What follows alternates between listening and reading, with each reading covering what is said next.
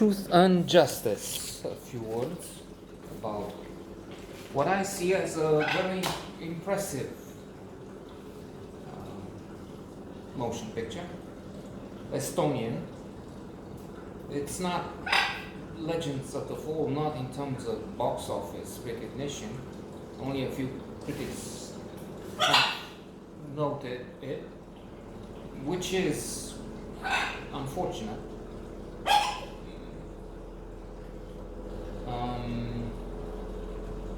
We only see it because it's on Cinemax, but otherwise,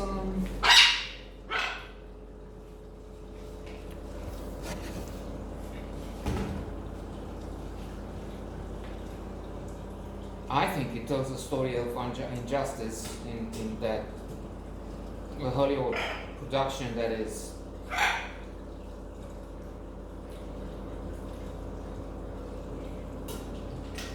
bringing nothing to the table. Fast and Furious and the like. I see. I know I'm in a small minority. These notes are destined for just a few people, actually.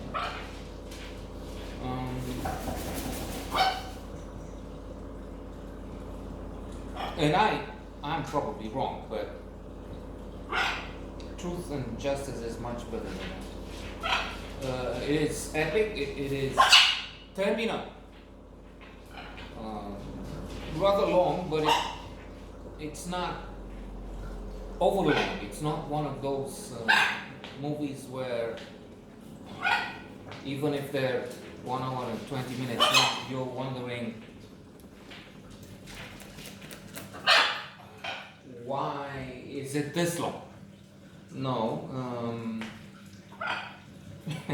we can relate it to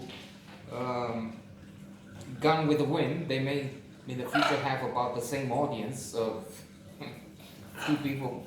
Gone with the Wind because it is getting out of programs because of the way it depicted slaves and other. I mean, the relationship and the South, the period before, during the Civil War.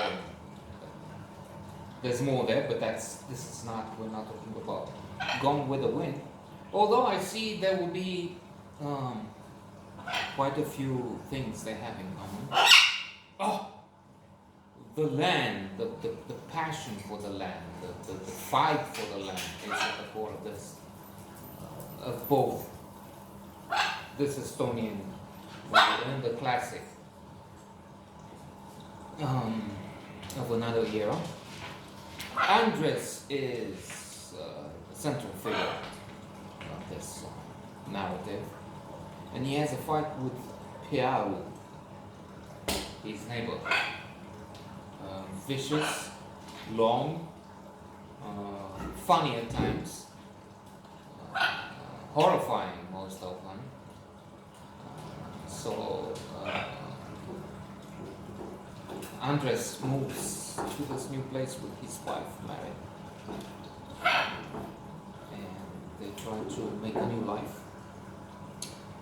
The place is called Roberts Rise, something with Roberts anyway. That's because of an ecological disaster created there. So it has also a green modern theme, climate change and all that. Although it's set, I'd say more than 100 years in the past, 150 to 100. I'm thinking I've never seen a car in the whole thing. And what's happening is medieval, could be ancient, in terms of some laws, disputes and so on.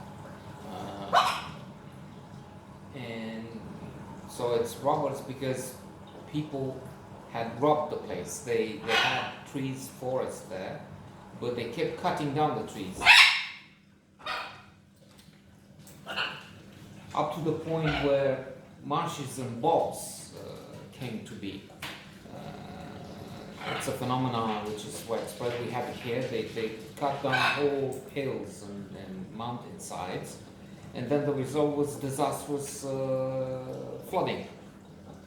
There's nothing to keep in place the water from dissipating, and then you have mudslides, sides of hills slide away because again the vegetation helps keep the earth and things in place, rocks.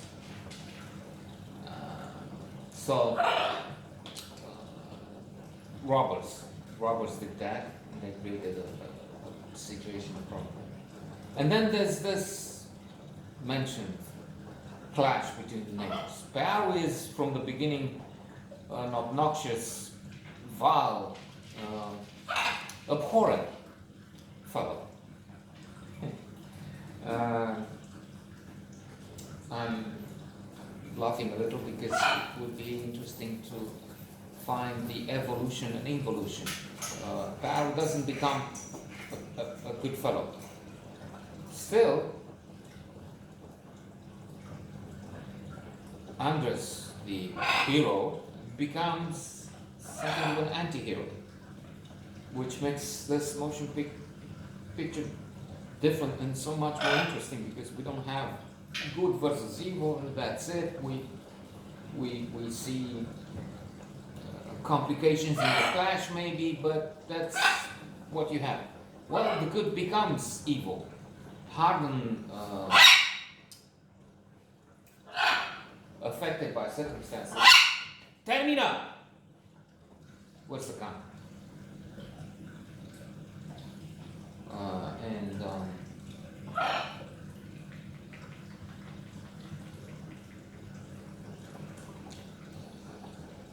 Adversity, trauma,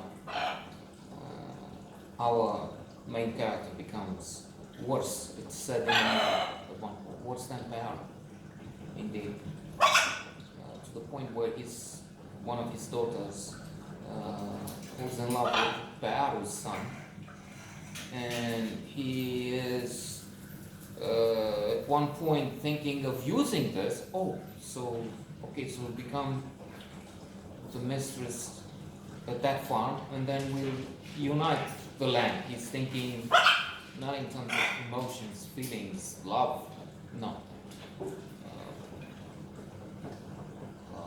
Concrete, material benefits. And when his daughter says, no, I don't want that, my love also doesn't. We would rather go than stay here. What? Why stay here? So he turns on her. He becomes violent and vicious. He beats, abuses people, those in the household. That was the rule in a way. He gets married again, but when something happens he disapproves of, takes the bell out and keeps, or the rope, which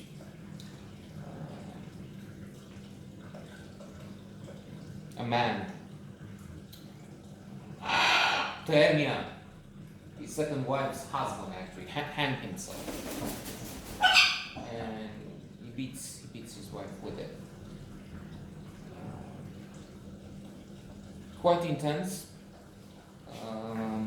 vicious as I said at one time.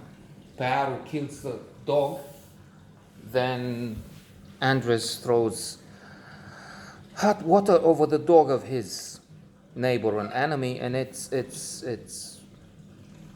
a story of conflict.